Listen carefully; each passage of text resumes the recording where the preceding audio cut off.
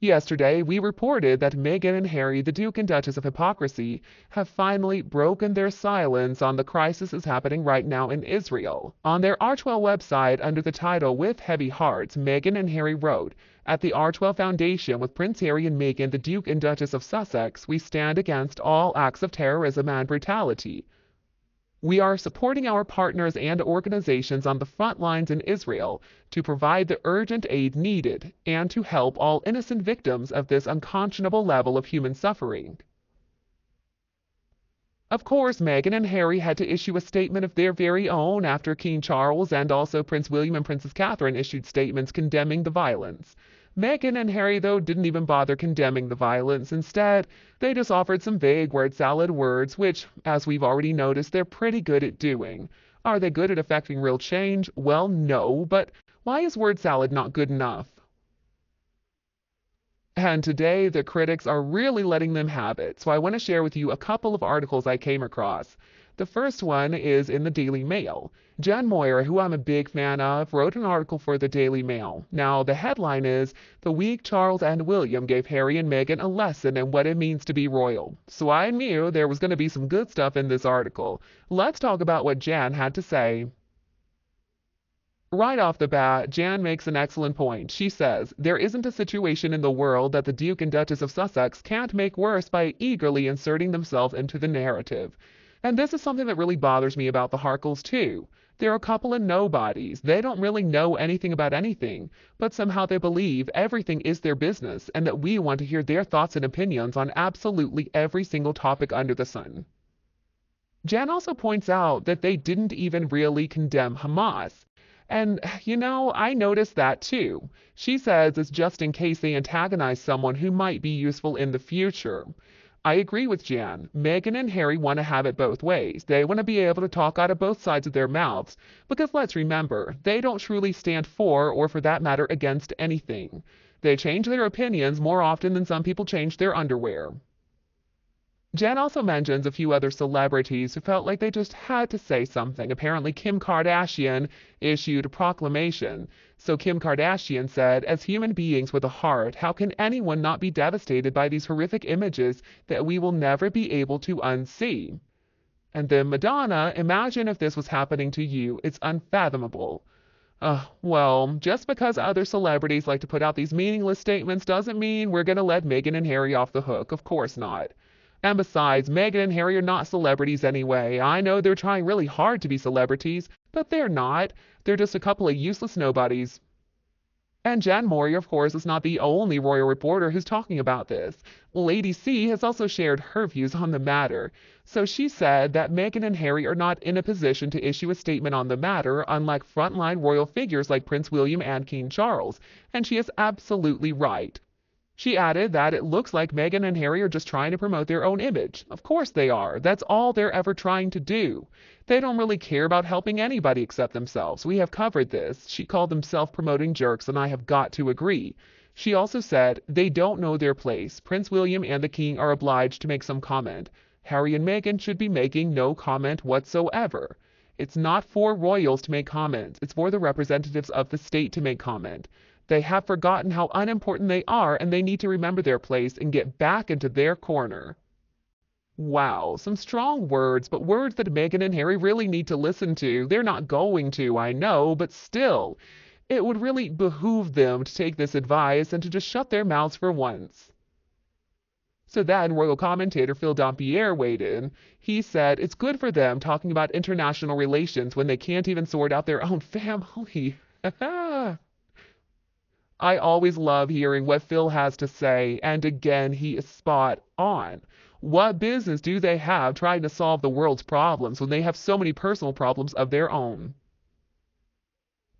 Jen Moyer also made some really important observations about the statements that came from King Charles and also Prince William and Princess Catherine.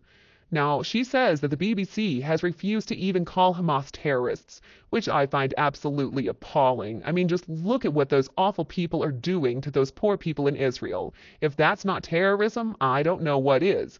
But apparently some broadcasters believe that it's more important to spare people's feelings, even if those people happen to be terrorists, than it is to just state the truth and stand up for the victims.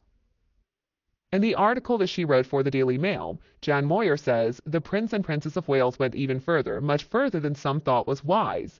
Not only were William and Kate profoundly distressed by the devastating events that took place, they went right ahead and called Hamas terrorists, something even the national broadcaster has refused to do. And she says that she admires their clarity and sense of justice. I agree with her 100%. I am so glad that William and Catherine were not too afraid to just state the truth. That is terrorism. What is happening right now is absolutely terrorism. Innocent children are being murdered. How on earth is that not terrorism?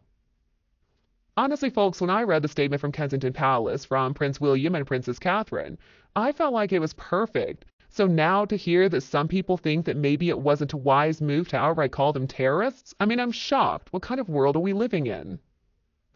So I did a little digging because I was just wondering who on earth would call that statement controversial? Who would say that it was controversial to support victims of terrorism? Well, I came across an article on GB News, and apparently there are some celebrities who have been issuing statements in support of Israel, and then they're getting attacked by the Palestinian side, according to Katie Nicholl.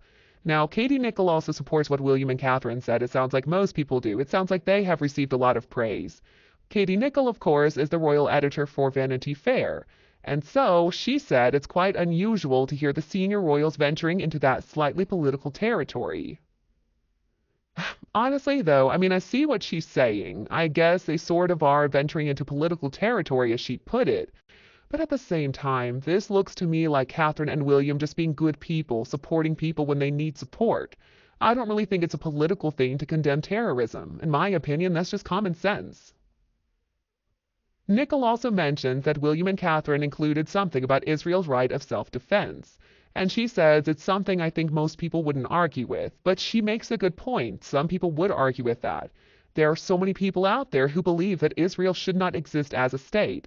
And so I guess those are the same people who would criticize the statement released by the Prince and Princess of Wales.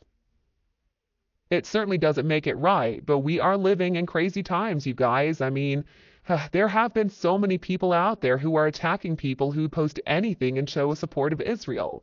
Even on my Facebook, I've seen it. Now, these were not people who I really knew, and I quickly deleted them from my friends list, but there are some people out there who just hate Israel and everything that it stands for.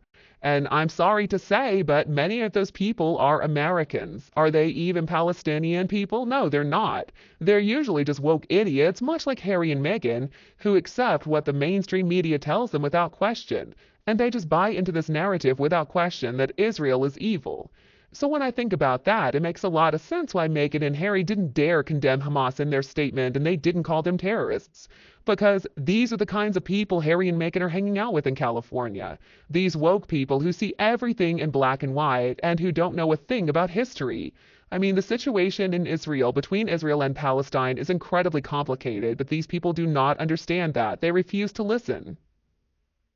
So the more that I think about it, it's not only the emptiness and the word salad nature of Meghan and Harry's statement that I find bothersome.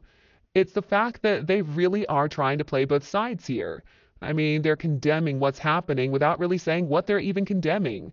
It's typical of them, I know, but at the same time, I'm disgusted because seriously, they could have just kept their mouth shut, but no, they have to involve themselves in everything. And as Jan Moyer said, they really have a knack for making a bad situation even worse. And you, what do you think about Sussex's statement on the situation in Israel? Please let me know your opinion below in the comments section. Thank you so much for tuning in. Before you go, please don't forget to hit the like button and subscribe to our channel so that you won't miss a thing from Kate Middleton and the Queen channel. I hope you are having a wonderful day, and I'll be back to see you soon.